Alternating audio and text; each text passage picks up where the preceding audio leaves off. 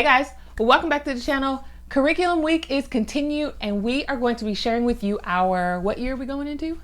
Fifth. We're going to be sharing with you our fifth grade curriculum picks for the 2023-2024 school year. This is my daughter, Magdalene, aka what? Mags, Maggie, Deluce, Magadocious. We have so many nicknames for her. Do you love all your nicknames? Yes. Okay. So she has tons of names, but we always typically call her Maggie. So this is Maggie, and we're just going to be sharing with you curriculum. So we're going to start with extracurricular activities. Maggie has been doing what? What do you do for extras, sister? Soccer and band. Soccer and band. What do you play in band? The clarinet. She is playing clarinet, soccer. So we're going to just continue with those. They do soccer in the fall and in the spring, and they do homeschool band all year long. So she is playing the clarinet. They're going to be moving up. So she will be moving up from beginning to intermediate band this upcoming school year. And that's just what we're going to do. She did do gymnastics. She's also done dance. We're kind of just really finding a groove for her. But right now that groove is soccer and band. And we're all right with that. Do you want to add in anything else to your extracurriculars? No. But as I said before, for my oldest daughter, the rule is if they're not practicing and being consistent with what they have, then we will not add on more because we're just not going to do that. So they've been doing pretty good. All right. So extracurriculars. I do soccer in the living room almost every day. That's right. They kick balls around in the living room. It can get a little dangerous. The TV is always at risk. But so far, it's been good. All right. You want to move on to electives? Okay. First elective that we did last school year as well is coding. She's going to be using these coding books. Now, I just bought new books for her because she does coding through Scratch. You like coding. I saw you clap. Do you like coding? I love coding. She loves coding. I had to buy new books, y'all, because she was using the Scratch 2.0. And so she could get so far within the coding program and then she couldn't do anything else because the book and the program, the new update, weren't matching up. So we had to stop. And so I bought new books this year. So she's kind of just been playing around with the 2.0, but now we're at 3.0. So I bought new books and these are by DK. This is Coding Games in Scratch. And then we also have this Coding with Scratch 3.0 projects and workbook. So that is what she's going to be doing, coding. Now this is my numbers girl, my math girl, my computer girl, I think she wants to be an engineer or an architect type of girl. Architect. Designing. She loves designing stuff. So that is kind of where we're really focusing and heading with her. So coding is a really good part of that because she loves computers and everything. So we're just going to go with coding and kind of see where that takes us. Another thing, what's your other elective you're going to be doing? Oh, hair. So we did this one last year and I'll be honest, we were not consistent with it. Were we? No. I do it every once in a while. And then yes, she would just kind of do it randomly. But I am going to come up with a lesson plan. Yes, I am going to create a lesson plan for her and my oldest daughter as well for some of her electives to give them a guide. So maybe this week or the next 2 weeks she works on a traditional braid. And then maybe the next time she works on twists or something like that, or how to wash hair. So it's going to be truly an elective where she is gaining skill and knowledge with it. It's not just going to be like, okay, you got 20 minutes, go do your elective. We're going to try to give some instruction. Also, I don't know if y'all remember, but I'm probably showing my age here, but like shampoo girls, when I was growing up, you could be a shampoo girl for a beautician. You could go all day and you could make money, like tips, and you could wash hair. So I'm hoping that people are still doing that and we can set her up to maybe do shampooing every so often, as well as she will get the opportunity to do some of our hair within our house too. I'm really trying to work on this because she loves using her hands and this is an opportunity for her to learn a skill to where she could make money. Like, let's talk about making money, y'all. Like that is, to me, interest-led when you come to electives, and then how can you monetize what you really enjoy doing? I mean, that's like the American dream in my opinion. So that's what we're going with that. Hair. What's your other elective? Oh, you were going to say something. I can tell. What's up, girlfriend? Let's talk. My mannequin has straight hair and the hair that I am used to doing, which is also my hair, is locked.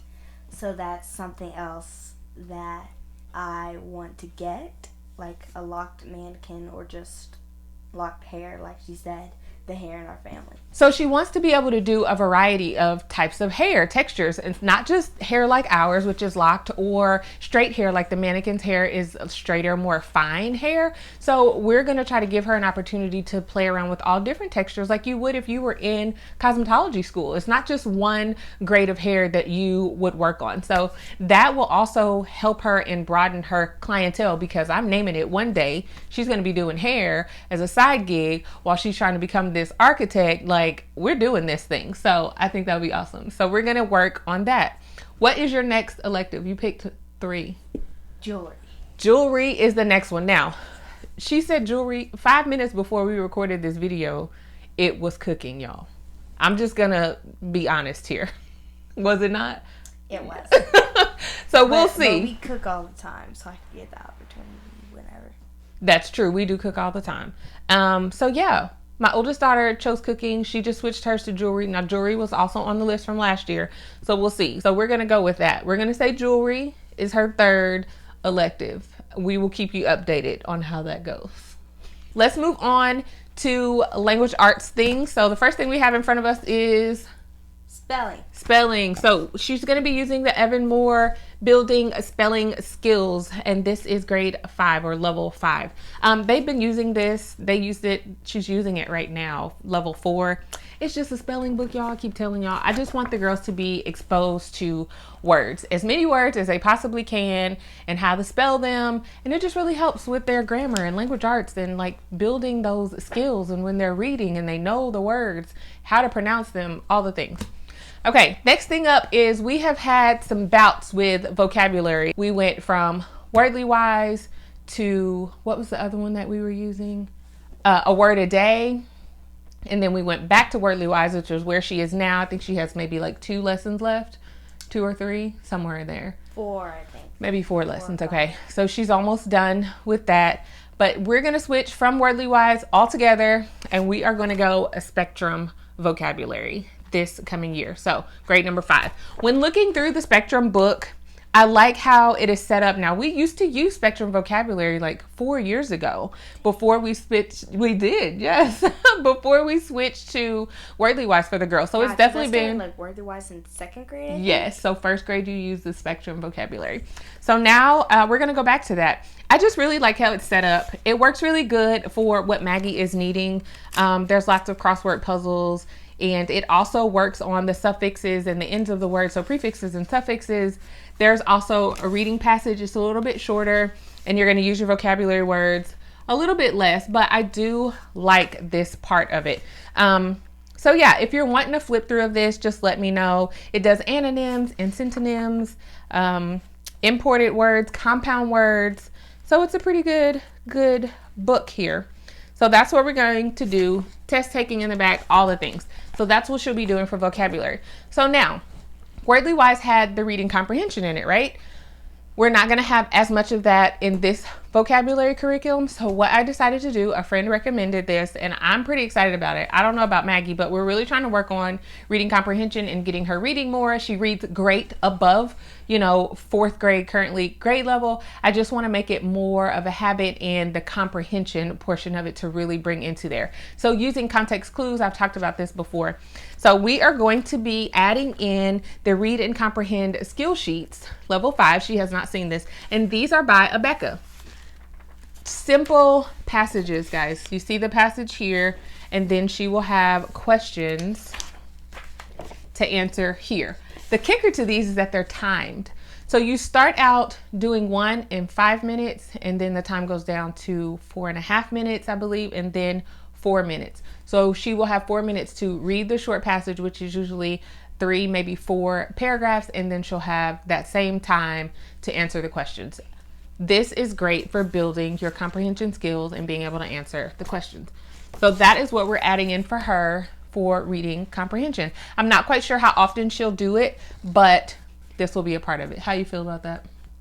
You good with that? Yep. Okay. Still better than Wordly Wise? But you like Wordly Wise though. The only thing I don't like about it is the reading comprehension, so yeah. She doesn't like the reading comprehension. But this is still reading comprehension though. Just a little bit different. It's just a mind thing, right? Yeah. There's 15 questions. That's true. There are 15 questions in the Wordly Wise. In this one, there are only 10. So that's what we'll be doing. All right, what's up next? Grammar. What is it called, though? Easy grammar. Easy grammar. Okay, let's talk about grammar and how things have gone. We started out this school year with, what did we start with? Winston. Yes. We said that in sync, girl. Yes. With Winston Grammar basic program, we started out with that this school year. Going great. She loved it. Winston Grammar flip through is coming through really soon this month, so make sure you subscribe to the channel if you want to check it out, because there's not a lot of videos out there on Winston Grammar, and it's a really great program. So as we're going through the Winston Grammar, I probably started her a year earlier than what she should have. So when we got about halfway through the Winston Grammar program, it got a little bit too challenging, so we had to stop. So we switched her over. She's now doing Easy Grammar 4 right now. So because Winston Grammar, she's still not quite ready for us to continue with it, we are going to add in Easy Grammar grade 5. How do you feel about Easy Grammar in comparison to Winston Grammar? I feel like Easy Grammar gives more description on the lesson because it has more pages in that one concept. Yes, so that is true. So Easy Grammar, and we'll talk about this, I'll talk about it in the video, but Winston Grammar is really mainly sentence diagramming. So she gets the lesson from me, and then she goes through and does the sentence diagramming, and that is pretty much the basis of it. Whereas Easy Grammar has other concepts all embedded, and then there's also daily grams that goes along with that. So there is a bit of a difference in the two curricula. There's also cumulative test. Yes. Which goes back from the previous lessons and it reviews everything you've learned so you never forget it. That's true. That's another thing I really like about it. That is true.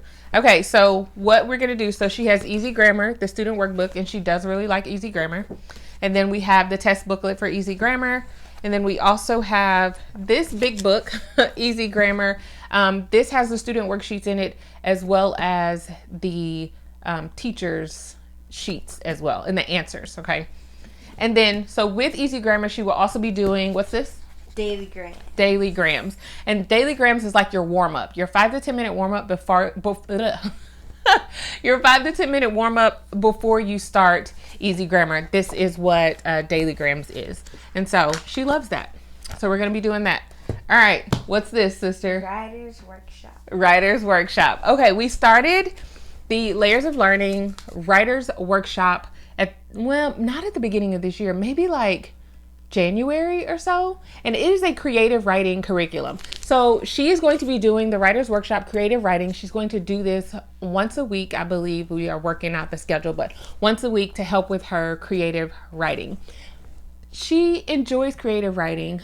And it just allows her to like free her mind. And so this one has really worked. It has like 5-minute mini lessons, warm-ups, and then you go into a creative writing exercise, and then you can choose a topic and take it through the writing process. I will also do a flip through of this one as well. This is really family style, but we're going to be splitting things up. If you guys saw my 6th grade curriculum pics, which I will link down below and also at the end of this video, my oldest daughter is going to be doing creative writing as well, but she will not be doing the Writer's Workshop. She is going to be doing something else. So check out that video if you want to see her curriculum pics and what she's using for creative writing. But this is really great. It's right up Maggie's alley. She enjoyed it, right? You enjoyed it? No? You can tell the truth. I did. So she really did like this. I'm eager to write a poem. Yes, she is the one who wants to be all into poetry, and this has a section on poetry. So that's probably where we'll just jump straight to the poetry section and just kind of let her free flow with poetry for creative writing. Next up is math. What are you using for math? Horizons. How do you feel about that? Y'all, Maggie is so amazing at numbers. I'm like, how are you going to be an architect? Measurements and all the things, and you don't really want to do math, but she's amazing at it. Like, this girl can rattle off numbers like this. So she loves to use her hands. We've been using Horizon Math 4, so we're going to stick with that, and we're going to go Horizons Math Level 5 because it uses all of the different manipulatives. When I teach her the lessons, we get to work through it together. She gets to put her hands on things, and that is my purpose. that is really a big part of why we have chosen a lot of the curriculum that we did. That's why we chose Winston Grammar. Now, she can still use her Winston Grammar cards. I'm going to say that. The cards that go with it, she can use that for Easy Grammar too. So we haven't really lost that kinesthetic portion of it. And so we're going to stick with Horizons Math because it's working for her. She loves the colors within it. The only thing that we're going to have to add on is a math notebook so that she can work the problems out in a different notebook because there's not a whole lot of space. Yeah, there's not a whole lot of space within the book to be able to do so. But so far, it has been working. So why change it? So Horizons Math Level 5 is going to be her math. So how are you feeling about your curriculum? Great. Great. Maggie has a few words when we're on camera. When we get off, she is going to rattle off all the things. Make sure you guys check the links down in the description for all of the curriculum picks and stay tuned because our first grade curriculum picks are coming up next. Bye, y'all. You gonna say bye? Bye.